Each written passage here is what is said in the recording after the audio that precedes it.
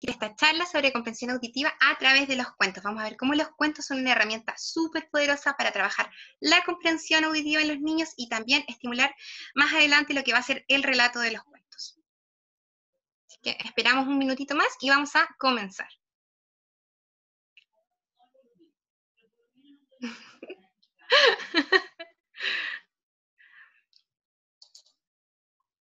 Qué bueno ver tanta gente conocida, de verdad, da mucho gusto. 18 participantes ya, así que 30 segundos más y comenzamos con la charla del día de hoy.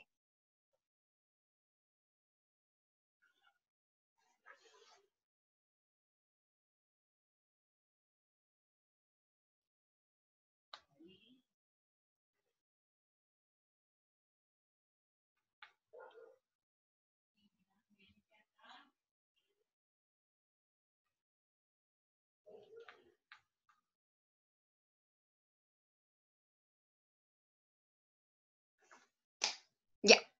Entonces, siendo las 3:34 y 30 segundos de la tarde, vamos a comenzar con la charla del día de hoy desde el área de fonoaudiología. Comprensión auditiva a través de los cuentos. Cómo estimular la comprensión en nuestros niños y niñas utilizando los cuentos como herramienta de estimulación. Para los que no me conocen, mi nombre es Beatriz Correa, soy fonoaudióloga de la corporación EduDown y además soy fonoaudióloga del Jardín Infantil Semillita de Canelo en Rancagua. Le mando un saludo a todos mis apoderados que el día de hoy también se nos están sumando, porque la charla del día de hoy está centrada en para todos los padres y cuidadores, tutores de niños y niñas pequeños, primera infancia, desde los 3 hasta los 6, 7 años más o menos. Por lo tanto, es una charla que le puede servir para trabajar con sus hijos, con sus sobrinos, con sus ahijados, con los niños que cuidan. Así que aquí vayan tomando apuntes. Cada quien conoce a sus hijos y sabe qué herramientas y qué habilidades son las que tienen y por lo tanto, cómo nosotros podríamos ir trabajando y aplicándolos en cada uno de nuestros niños. Para esta charla es muy importante que manejemos algunos conceptos que resultan clave, fundamental, porque los voy a ir nombrando a lo largo de la charla. Algunos son más técnicos que otros, pero es importante explicarlos todos porque todos son totalmente importantes. El primer concepto clave del día de hoy es el relato. El relato es todo aquello que nosotros queramos contar. Por lo tanto, tenemos relatos breves, tenemos relatos que pueden ser un poco más extensos. Entonces, el relato es lo que alguien está contando. Luego, otro concepto súper importante es la intención comunicativa. Es el querer contar algo. Los niños pequeños comienzan a contar y a manifestar necesidades. Son sus primeros atisbos de intención comunicativa. Y más adelante, esta intención comunicativa va a ir a querer compartir el mundo interno, las cosas que a nosotros nos están pasando. Por lo tanto, es muy importante tener claro que la intención comunicativa son las cosas que yo quiero contar. Otro concepto a tener presente es la representación mental. La representación mental es la forma en la que como yo organizo la información que percibo del medio, ¿ya?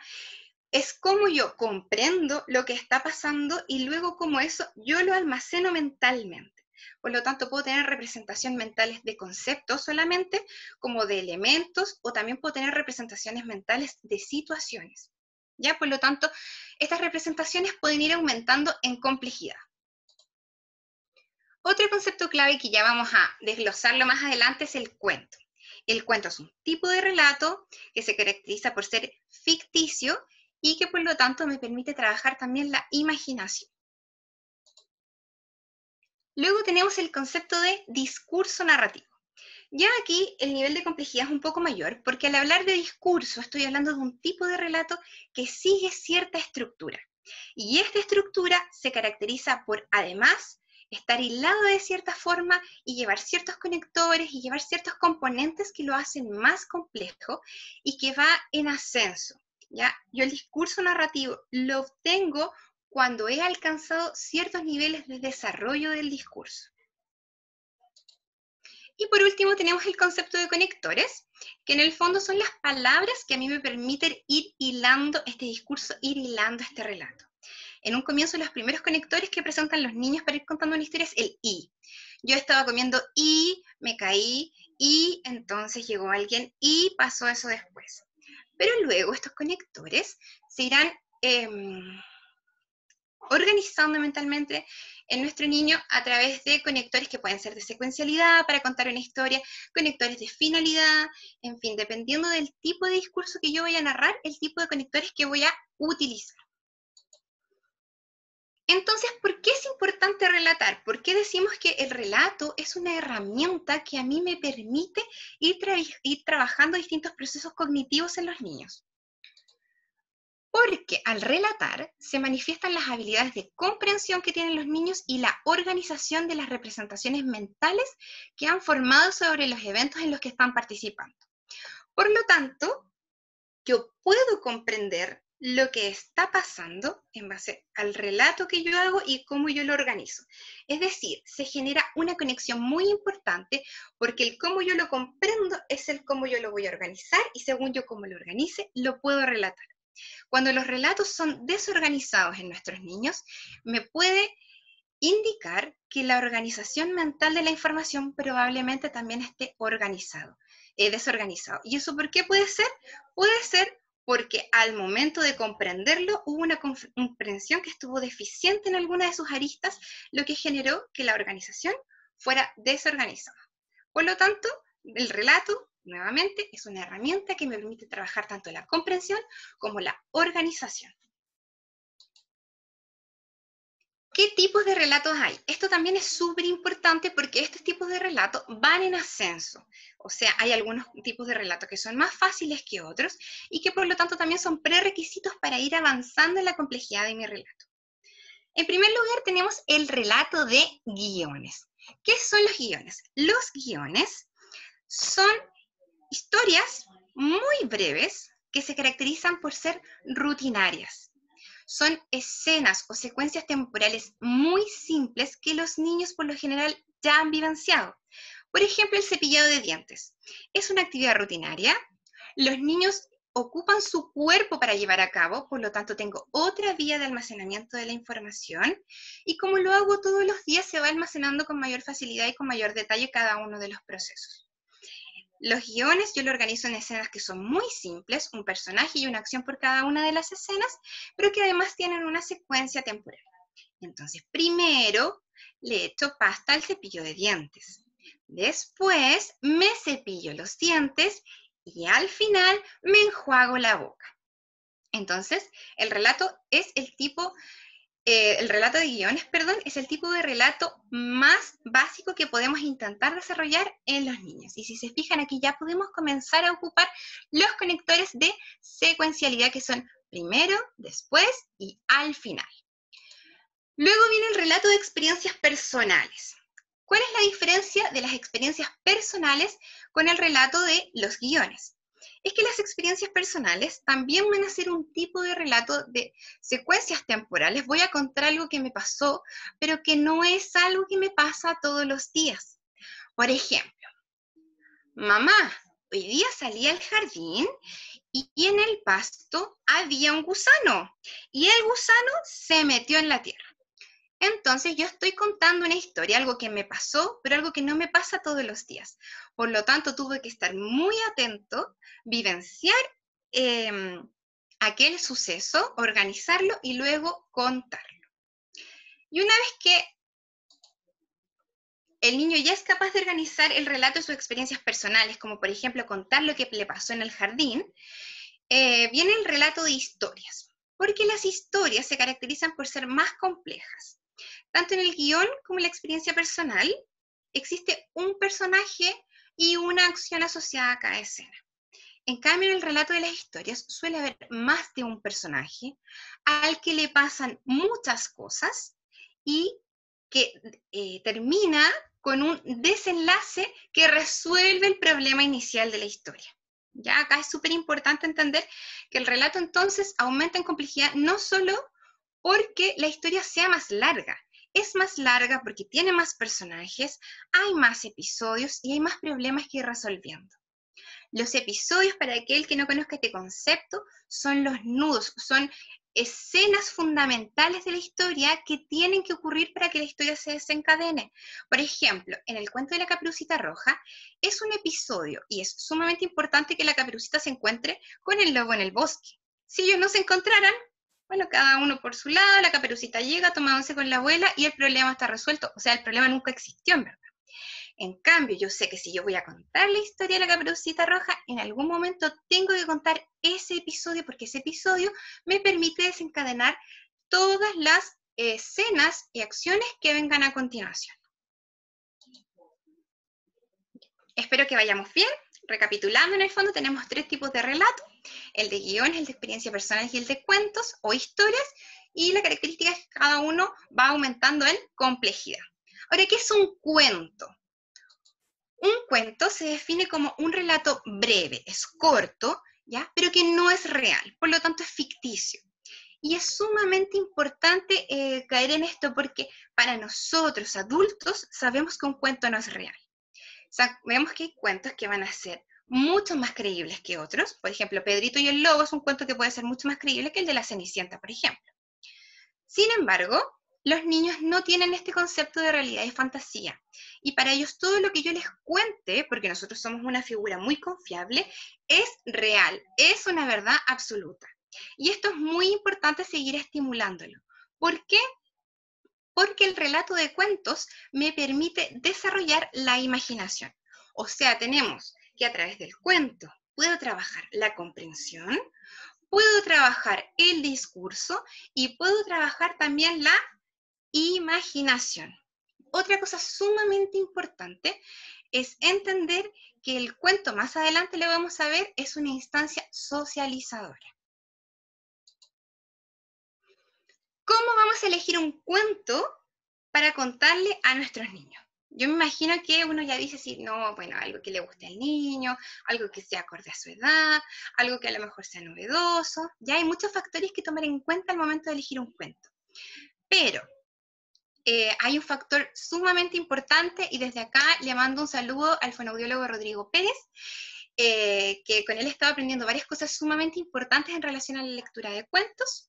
Y es que lo más importante al momento de leerle un cuento a los niños es cuál es el interés que tiene el cuentacuentos. O sea, para contarle un cuento al niño, el cuento me tiene que gustar a mí. ¿Por qué? Porque yo voy a utilizar la narración como un instrumento de estimulación para que otros quieran contar. Por lo tanto, se genera este espacio comunicativo, este espacio de socialización. Porque al contar un cuento, yo transmito muchas cosas. Y si yo voy a elegir un cuento que a mí no me gusta y que lo voy a leer por leerlo, en el fondo ese niño va a percibir que estoy aburrido, va a percibir que no le estoy poniendo todo el empeño, va a sentir que lo único que quiero es que termine esta tortura que es leerte un cuento, y esa no es la idea. La idea es que ese cuento a mí me guste tanto, que tengo tantas ganas de contártelo y se me notan esas ganas, que el niño diga, ¿está tan emocionado por contar el cuento? Debe ser súper entretenido. Esa es la idea. Entonces, ¿qué hacemos? Cuando yo tengo claro cuál es el cuento que yo quiero contar, yo le presento al niño las opciones. Entonces, ¿qué hago? Yo elijo dos cuentos que a mí ya me gustan y hago pensar al niño que él, en el fondo, él es el que está eligiendo el cuento. Hoy, mira, tengo este cuento y tengo este otro. ¿Cuál te gustaría escuchar? Y le doy a él la elección final, sabiendo que a mí ya me gustan esos dos cuentos. ¿Ya? De verdad, un consejo súper útil: nunca leamos algo que no nos gusta y algo que no conozcamos. No cometamos ese error de comprar un cuento que se ve muy entretenido, que lo ojeé, pero no lo leí y lo comienzo a contar. ¿Saben por qué? Porque ustedes como cuentacuentos, ustedes como lectores, ustedes como estimuladores, ustedes como padres y cuidadores, tienen que anticiparse al niño siempre, tienen que tener un manejo de lo que ustedes están contando. Es importante que ustedes sepan quiénes van a ser los personajes que van a aparecer, tienen que saber si es que a lo mejor le puedo atribuir un tipo de voz distinto a cada uno de ellos, tengo que saber cuáles van a ser los momentos de suspenso, tengo que saber cuáles van a ser los hitos más importantes en el cuento, porque, ojo, no necesariamente cuando yo cuento un cuento, tengo que leerlo de pies a cabeza. Si el niño no sabe leer, no sabe que yo no le estoy contando todo el cuento que debería contarle. Así que acá en el fondo lo importante es que ustedes estén empoderados del cuento que están contando y por eso nuevamente es importante que ustedes lo conozcan bien y que les guste primero antes de leerle al niño el cuento. Otra cosa importante es ver cuáles son los niveles de atención que tiene el niño.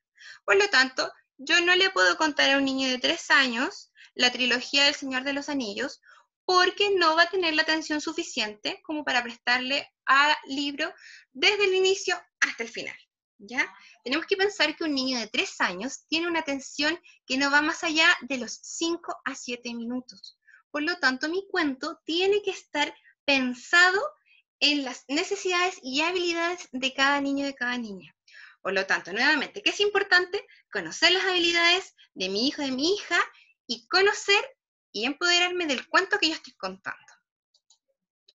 Otra cosa súper importante es que si el niño no está acostumbrado a la lectura o a la rutina que es leer un cuento, tengo que empezar a leerles cuentos avanzando en la complejidad. La complejidad de un cuento está dada por la cantidad de personajes que va a presentar, por la cantidad de episodios, o sea, estos nudos importantes, sucesos importantes que ocurran dentro de la historia, y viendo si es que además se presentan hechos concretos o mucha cantidad de estados mentales o inferencias necesarias para poder comprender el cuento. ¿Qué quiere decir esto? Los niños van a entender lo que está pasando ahí. Si tú me contaste que el cazador le disparó al lobo, el cazador le disparó al lobo, y no hay otra opción. En cambio, si tú me preguntas, ¿por qué crees tú que el cazador andaba cerca de la casa de la abuelita? No sé. ¿Qué te va a decir un niño de 4 años? No sé, porque tú no me contaste. Tú no me dijiste por qué estaba dando vueltas ahí, solo apareció. Ya, por lo tanto, los cuentos tienen que tener la mayor cantidad de cosas obvias y explícitas posibles, y cuando yo veo que el niño tiene un buen nivel de comprensión desde el punto de vista concreto, puedo ir incorporando cosas que sean más abstractas o que sean inferencias o que sean estados mentales. Esto de la abuelita está pensando que el cazador está pensando que fue una buena acción haber matado al lobo, por ejemplo. ¿Qué es lo que nosotros estamos trabajando mientras leemos un cuento? Para que ustedes no crean que solamente es que el niño esté tranquilo por 5 o 10 minutos. No.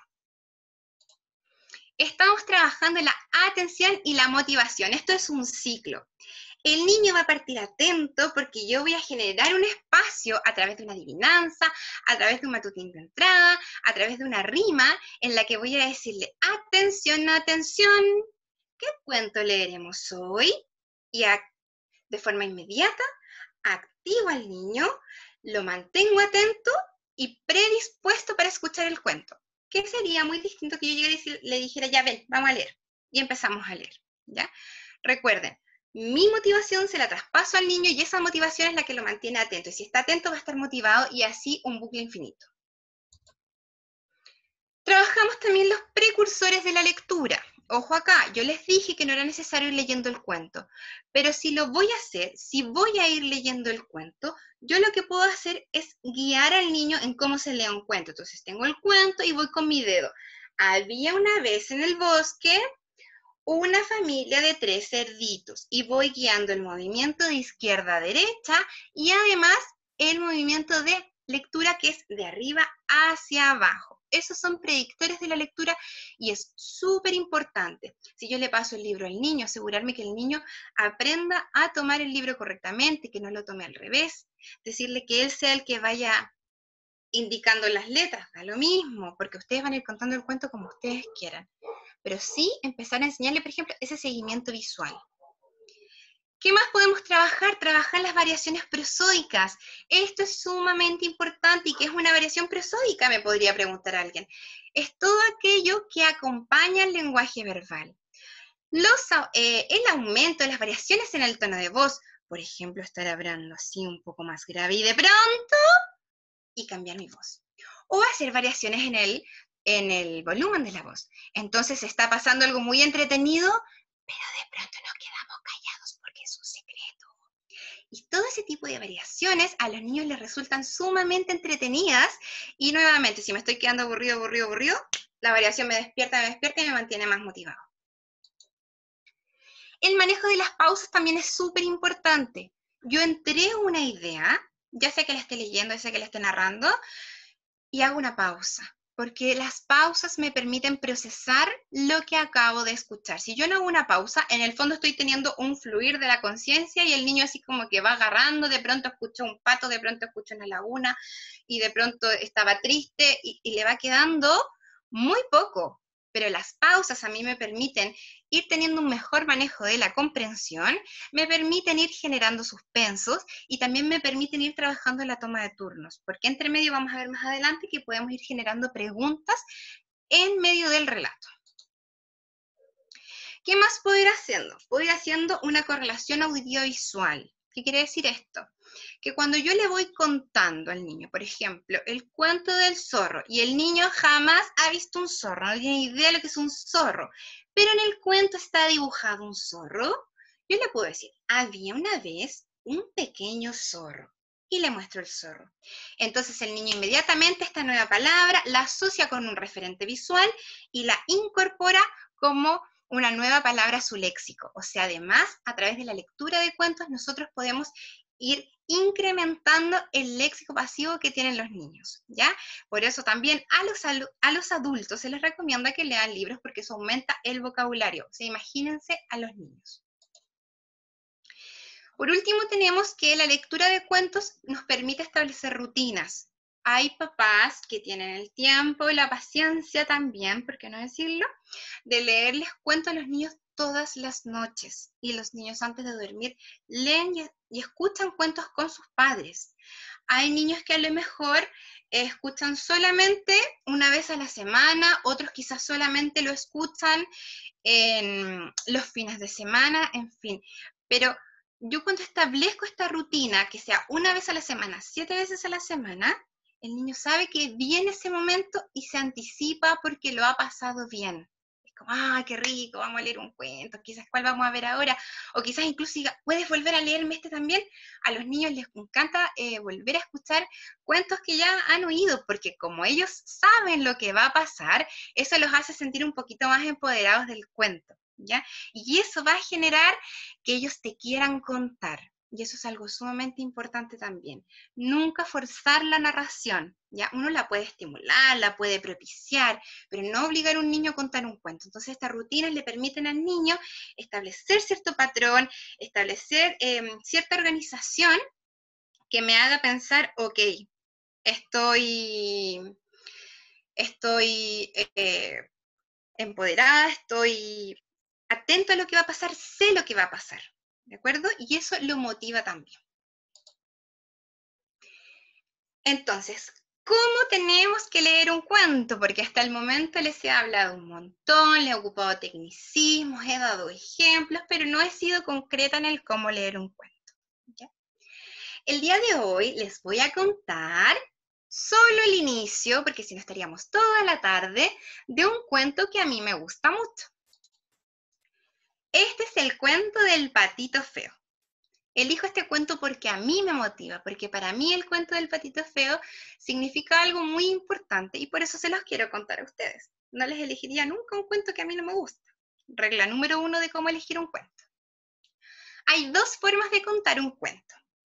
Una forma es la forma clásica, un poco aburrida, pero le vamos a llamar clásica. Y la otra forma es esta forma con todas estas variaciones que mantienen al niño atento de forma constante. Entonces, voy a comenzar con la lectura clásica del cuento. Había una vez en una laguna cerca de una granja una familia de patos. La mamá pato tuvo muchos patitos, pero había un huevo que no se abría. Cuando por fin se abrió, vio que del cascarón salió un pato con plumas blancas y gruesas, con un pico muy grande y que hacía un sonido muy extraño. A la mamá pato no le gustó este patito y como lo encontró muy feo, lo echó de su familia y le dijo que se fuera de la laguna. Esa es la forma clásica. Ahora vamos a ver cómo sería esta nueva forma de contar un cuento.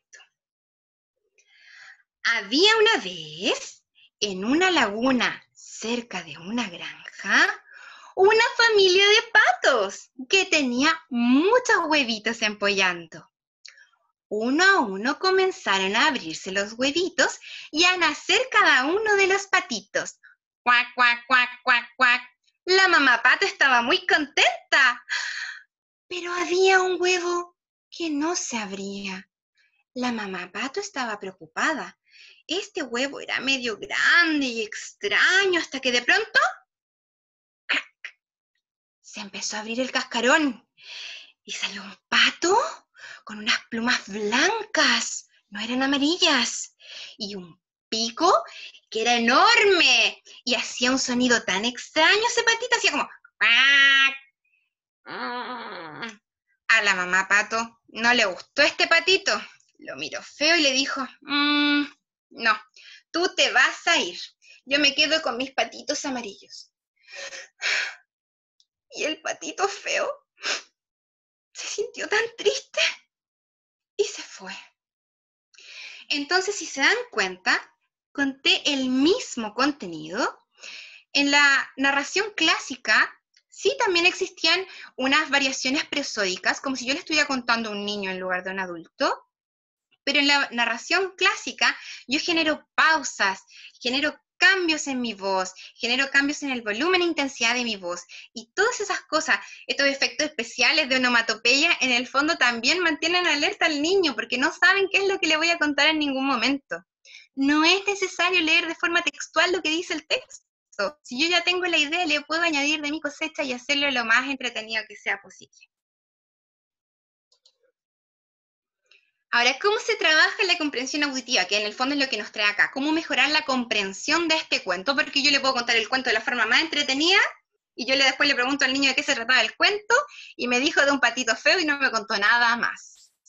Entonces, cuando yo voy contando el cuento, cuando yo lo voy leyendo, yo hago esta oración por oración o escena por escena. Entonces digo, había una vez en una granja cerca de una laguna una familia de patos que estaba por tener unos patitos, ¿ya? Y ahí entrego la primera idea. Listo, hago una pausa, le permito al niño que procese la información que le acabo de entregar. Cada palabra de contenido que aparezca lo voy relacionando con los dibujos que estén presentes en el libro. Recuerden que para el niño no hay un libro más fome que aquel que no tiene dibujos, ¿ya? Puede ser muy interesante para el adulto porque le da muchas opciones y no se le escapa nada, pero recuerden que el cuento es para que el niño lo disfrute, ¿ya? Y dependiendo de la edad que tenga el niño, se pueden añadir información extra al relato, como sonidos y onomatopeyas, que en el caso de los niños chicos funcionan muy bien. En los niños más grandes también los puedo emplear, pero con ellos yo ya sé que tengo una atención que es un poco más estable, que va desde los 7-10 minutos, por lo tanto, yo puedo, en el fondo, limitar un poco más los recursos prosódicos y darle mayor énfasis a lo que es el contenido.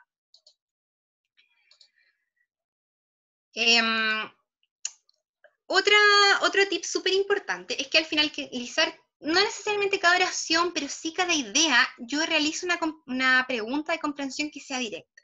Entonces terminé de leer la idea principal del cuento, o antes de pasar a la siguiente página en el fondo, y le pregunto, ¿quién tuvo tantos patitos? Y si el niño no responde porque no se acuerda, es una opción, yo le digo, fue la mamá vaca.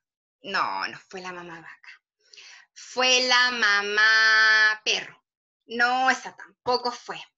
Fue la mamá pato. Y le doy la opción a que él sea el que se acuerde de cuál es la opción, ¿ya? ¿Cómo era el patito feo? Nuevamente, no entrego pistas verbales o no le doy la respuesta verbal de forma inmediata. Yo no empiezo así como, tiene plumas. No empiezo a hacer eso, ¿ya?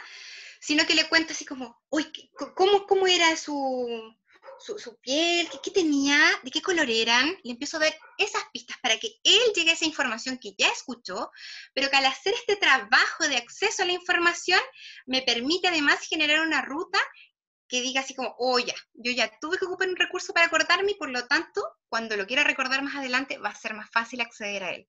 En cambio, si yo le doy la pista o le entrego la respuesta de forma inmediata, no tuvo que hacer ningún esfuerzo y lo más probable es que más adelante, si yo le vuelvo a preguntar, tampoco se va a acordar. Las preguntas siempre van a ser de comprensión directa. Yo le pregunto cosas que yo ya conté. Si yo veo que más adelante mi hijo, mi hija, mi ahijado, mi ahijada, mi sobrino, mi sobrina, el niño que estoy cuidando, veo que tiene unos niveles de atención y de comprensión directa o concreta que son muy buenos, puedo empezar a añadir algunas preguntas inferenciales. ¿Sí? ¿Por qué tú crees que a la mamá pato no le gustó ese patito? ¿Qué habrías hecho tú? ¿Cómo se sintió el patito? Estas son preguntas que son más inferenciales porque él tiene que relacionar la información que ha escuchado para llegar a una respuesta. ¿Ya? Pero por el momento solamente nos dedicamos a trabajar la comprensión de los hechos concretos que han ocurrido.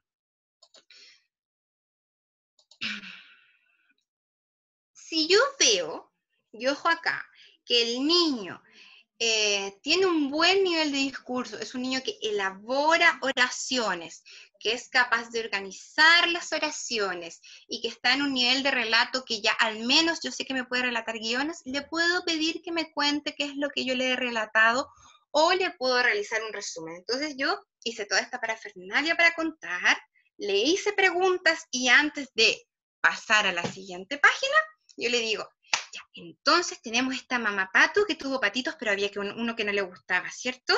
Y ese patito lo he hecho.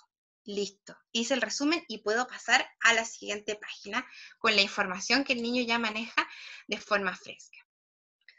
Ahora, unas sugerencias para estimular el discurso narrativo. ¿Y por qué sugerencias? Porque esto da para una charla aparte, ya que es cómo estimular el relato en los niños. Es que yo ayude a esta organización, esta representación mental de lo que el niño está escuchando, ¿ya? ¿Y cómo le ayudo? A organizarlo en 3 grandes momentos de la narración. Inicio, desarrollo y desenlace o final. Y a cada secuencia, o a cada escena, a cada parte del cuento, yo le atribuyo algún conector. Y este conector en el inicio suele ser primero, en el desarrollo puede ser después, o los niños también a veces ocupan el luego, y para el desenlace, o sea, cuento la última acción que ocurre que ya me resuelve todos los problemas que han habido en el cuento, digo al final, ¿ok? Entonces trabajamos organizando el primero, el después y al final. Con que me mencione una acción importante de cada uno, yo ya comprendo que él está almacenando en su cabeza, está representando mentalmente el discurso. Ahora, ¿cómo se evoca el recontado del relato? Primero, se debe identificar en qué etapa del desarrollo narrativo se encuentra mi hijo o hija. Puede ser guiones, vivencias o cuentos. ¿Y por qué esto es importante? Porque yo a lo mejor no le puedo pedir que me relate el cuento completo si él recién está aprendiendo a relatar los propios guiones por los que le está pasando. O sea, si con suerte es capaz de organizar las secuencias de ir al baño y entender y contarte ese proceso, él a lo mejor ahora es capaz de organizar mentalmente el relato del cuento, pero no todavía expresarlo. Recuerden que siempre está la comprensión primero, y una vez que esa comprensión está consolidada, el niño es capaz de expresar o relatar lo que ya maneja de forma mental. Después, tenemos que organizar la información de forma temporal. O sea, ¿qué ocurre? Primero, después y al final. ¿Ya? Organizar toda la información en estos 3 grandes segmentos. Y se sugiere que siempre se utilicen imágenes porque de esa forma pueden ayudar en el fondo a la evocación de la información. ¿Ya? Recuerden que también los chicos son muy visuales y si le presento alguna pista visual, con eso automáticamente accedo a la información que tengo y que me ha costado evocar sin ningún otro tipo de ayuda. En el caso del patito feo, que es un cuento que me encanta, ya lo dije, ¿cómo sería? Primero, el patito fue rechazado por su familia porque era diferente. Después, el patito buscó y buscó, pero no encontraba a su familia. Estaba muy triste. Y al final, en la laguna aparecieron unos patitos que eran igual a él y su mamá lo invitó a quedarse con ellos. Era un cisne. Entonces, si se dan cuenta, organicé la información, entregué una acción o una escena por cada uno de estos segmentos y fui capaz de contar la historia de una forma muy, muy resumida. Y esto es más o menos lo que uno espera cuando se hace este resumen o este recontado, que si el niño no es capaz de hacer, porque desde el punto de vista de las habilidades de comprensión y de relato todavía no se encuentra en esa etapa, soy yo el adulto el que modelo el resumen que estoy esperando. Entonces yo entrego la información y voy generando este continuo de información para que el niño vaya almacenando. ¿De acuerdo? Así que les dejo acá la bibliografía que ocupé para que vean que no estoy inventando lo que estoy contando, sino que en base a la experiencia y también algunas investigaciones sobre el desarrollo del discurso es posible establecer estos tips en relación a cómo trabajar el discurso.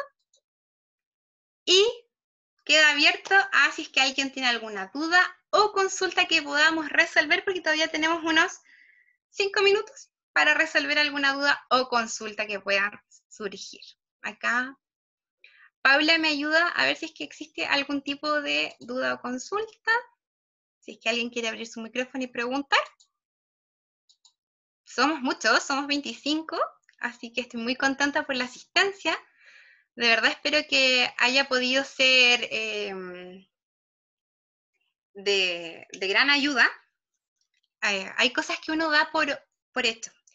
Hay cosas que uno piensa que son súper obvias, pero que no lo son. Y que una vez que entiende cuál es el propósito de aquello, uno entiende en el fondo que la importancia y el por qué hacerlo bien. Así que el conocimiento que nosotros estamos tomando a través de estas charlas solamente nos permite trabajar mejor con nuestros niños y niñas. Paula me indica que los que tengan dudas pueden consultar por el chat. Ya hay una duda. Ya, hay una duda. Paula pregunta, ¿de qué forma puedo estimular el lenguaje a una pequeña de 2 años? Bueno, la estimulación del lenguaje abarca un montón de cosas. Lo más importante en la estimulación del lenguaje es que el niño sepa que todo lo que lo rodea tiene un nombre. Por lo tanto, no puedo adquirir lenguaje, no puedo comprender el mundo que me rodea si es que yo no le hablo. Lo más importante es que tú le hables a tu hija o a tu hijo mientras lo bañas, mientras juegas con él, mientras lo mudas, le muestras las partes del cuerpo, las tocas, mientras le das la comida, añades sonidos, te muestras responsiva a todas las cosas que tu hijo o hija manifiesta. La idea también es que él entienda que lo que él me intenta comunicar yo lo entiendo, porque si yo lo paso por alto, el niño va a entender que para qué me voy a esforzar si en verdad no me están tomando en cuenta. ¿Ya? Así que son muchas las cosas que podemos hacer en relación a la estimulación del lenguaje en un pequeño de 2 años, y puedes comenzar también con la lectura de cuentos. Acá, lógicamente, tú no vas a esperar que el niño te haga el recontado, pero sí puedes ir trabajando, por ejemplo, en el aumento del léxico. Fernanda nos pregunta, ¿las secuencias temporales hasta qué edad son recomendadas? Mira, a mí no me gusta hablar mucho de edad, sino de las habilidades que tiene cada niño o cada niña. Las secuencias temporales, una vez que tú ya ves que el niño maneja muy bien la organización, o sea que es capaz de organizar desde 3, uno comienza con 3 escenas, y puede organizar alrededor de 6. ¿Por qué 6? Porque piensas en el inicio tienes una, luego tienes en el desarrollo unas 4 episodios y un final, ya que es como lo más complejo que podrías hacer. Cuando tú ves que eres capaz de organizar de 3 a 6 secuencias temporales, que maneja el uso de los conectores y que además te menciona, te describe una oración descriptiva por cada una de las escenas, tú ya estás listo para trabajar directamente en el relato de cuentos. ¿A partir de qué edad se pueden incluir los cuentos? Tú los cuentos los puedes empezar a incluir cuando tú ya ves que el niño tiene una atención conjunta, es decir, que él mira lo que tú estás manipulando, y una vez que se mantiene fijo, que su atención es llamativa. Ojo también, no le voy a contar el cuento a lo mejor de Juan y las habichuelas mágicas a un niño de 2 años, a lo mejor voy a elegir un cuento mucho más cortito sobre la mariposa que voló en el árbol, 1 o 2 escenas, y que tengan contenidos mucho más concretos, pero que tengan muchos dibujos, que yo también sea muy llamativa como cuentacuentos, que le vaya contando, le vaya mostrando. Si es chiquitito, por ejemplo, un año ya se sienta solo, puede manipular, yo le puedo decir, ya da vuelta tú la hoja ahora, y ahí vamos trabajando ese tipo de turnos, ¿ya? Pero la lectura de cuentos, te digo, recomendada casi que desde que el niño ya se puede sentar, puede manipular, y ahí voy viendo nuevamente la complejidad. Yo diría que alrededor del año, año y medio, tú te puedes sentar con un niño a leer un cuento, a hojear un libro. Yo creo que el hojear libros, el que los quiera manipular, ya es un precursor de la lectura. Por lo tanto, si tú lo acostumbras desde chiquitito que empiece a hojear libros, ya cuando sea el momento, tú veas que él en el fondo puede permanecer atento, que él apunta y señala a los personajes, tú puedes comenzar a leer el cuento tranquilamente. Hola, mi hijo tiene 3 meses y yo le cuento cuentos y él escucha atentamente. ¡Excelente! ¡Genial! ¿Por qué? Porque al niño le encanta oír tu voz y tu voz es un muy buen agente estimulador. Los niños tienen mayor atención auditiva a la voz de la persona que los está cuidando, su cuidador principal, que por lo general es la madre. Por lo tanto, recuerda que en un niño tan chiquitito, a lo mejor él no está captando todavía palabras de contenido, pero ¿qué está captando? Está captando variaciones prosódicas, está captando variaciones de tono, de intensidad, de voz, está viendo las pausas, está viendo que hay turnos, está viendo que puede hojear, ya todo ese tipo de cosas tú las puedes empezar a trabajar desde que es chiquitito. Atención también. Hola Beatriz, gracias por la información, muy valiosa. Quería saber si conoces los libros Jugando con los cuentos de Caligraphics y si es así, si los recomiendas para el trabajo de discurso narrativo, expresivo y comprensivo. Hola Margarita, sí conozco los cuentos de Trabajando con los cuentos del Caligraphics, tienen un material muy bonito, tienen cuentos que están pensados porque se basan en uno de los libros que es sobre el desarrollo del discurso narrativo, que estaba dentro de la bibliografía, y que parte justamente con el desarrollo de los guiones. Es un buen material. Si tu hijo o hija es capaz de elaborar oraciones de forma espontánea, si es capaz de contarte quién está ahí, qué está haciendo, puedes comenzar a trabajar con este material. Es un libro que es interactivo porque trae stickers, trae secuencias que se pueden recortar, pegar. Existen 2 tomos, el 1 y el 2. Con el primero parte con guiones y ya el segundo va más hacia lo que es este relato de cuentos propiamente. ¿Qué más? Ay, no tengo más. A ver si se me saltó alguna pregunta. Sí, no hay ningún problema. Ahí por interno me puedes mandar el video para ver cómo escucha.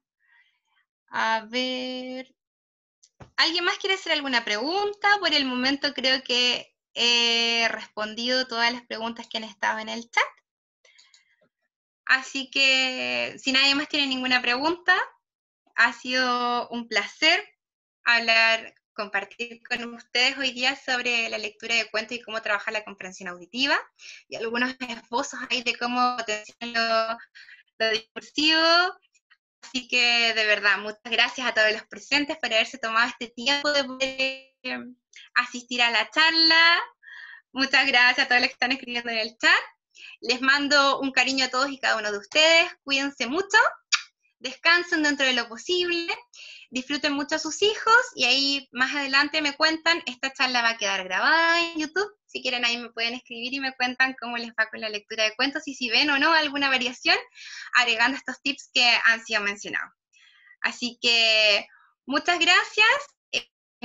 Elaine, habla por Instagram, al Instagram de edudown@oficial y ahí vemos lo del video, ¿vale? Muchas gracias, cuídense todos. Chao, chao.